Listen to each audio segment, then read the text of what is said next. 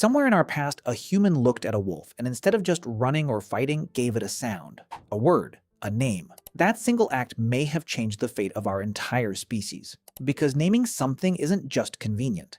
It's a form of power. To name an animal is to claim you understand it, that you can predict it, maybe even control it. So why did we start doing this? And why did some ancient cultures believe naming an animal could change its very nature? To understand this, we need to go back further than language itself. Before words existed, early humans lived alongside animals as prey, predators, and rivals.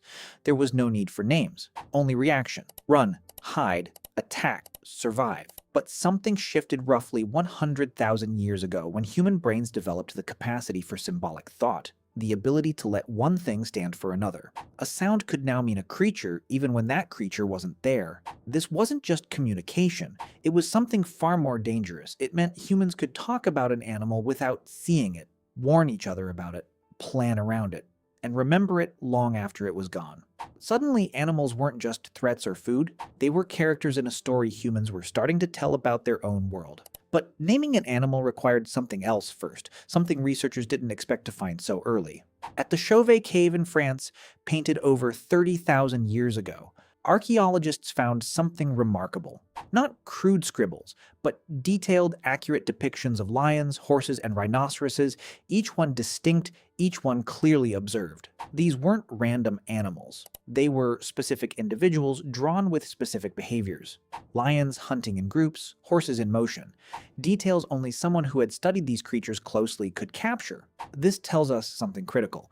Long before written history, humans weren't just surviving alongside animals. They were watching them, studying them, recognizing patterns in their behavior. And once you can recognize a pattern, once you can tell one lion apart from another, you're already halfway to naming it. Some researchers believe cave art itself may have functioned as an early naming system, a way of fixing an animal's identity in a form other humans could recognize and discuss, but this theory remains debated.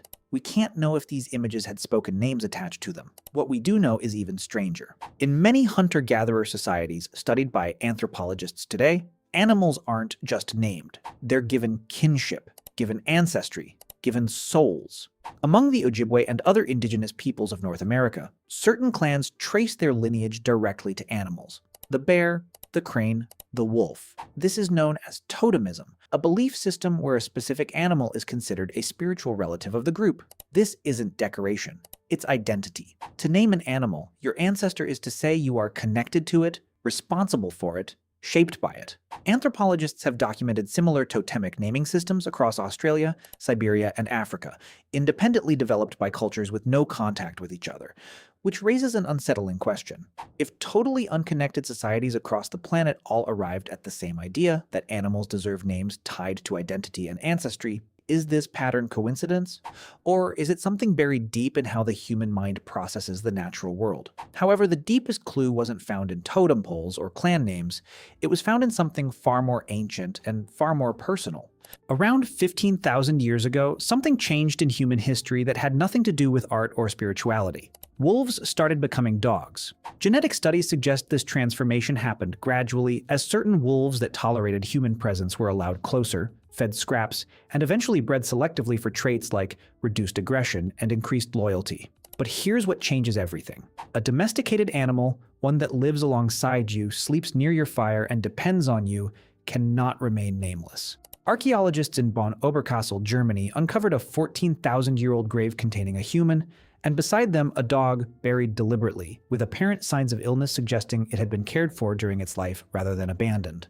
This wasn't a wild animal that wandered into a grave. This was a companion. And companions get names. Once an animal becomes part of your daily life, part of your family structure, it stops being a category and starts being an individual. And individuals require identity. This may be the true origin point researchers are searching for. Not fear of predators, not curiosity about prey, but the quiet domestic bond between one human and one animal who never left their side. But if that's true, it raises the biggest question of all. Why did ancient cultures believe naming had power beyond simple identification?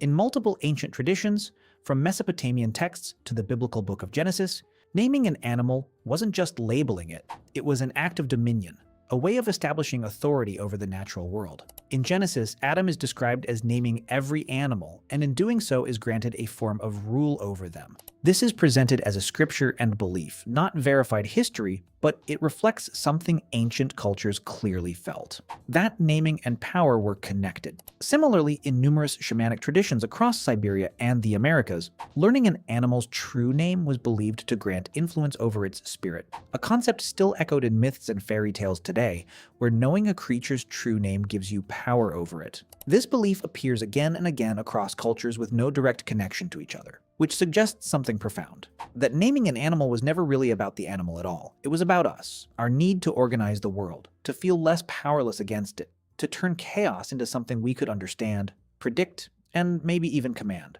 So somewhere between painted lions on a cave wall, a dog buried beside its owner, and ancient myths claiming power over every living creature, humans crossed a threshold that no other species on Earth is known to have crossed. We didn't just observe animals, we claimed them through language itself. Every name we've ever given a creature, from the family dog curled up on the couch to species classified in scientific journals today, traces back to that same ancient impulse.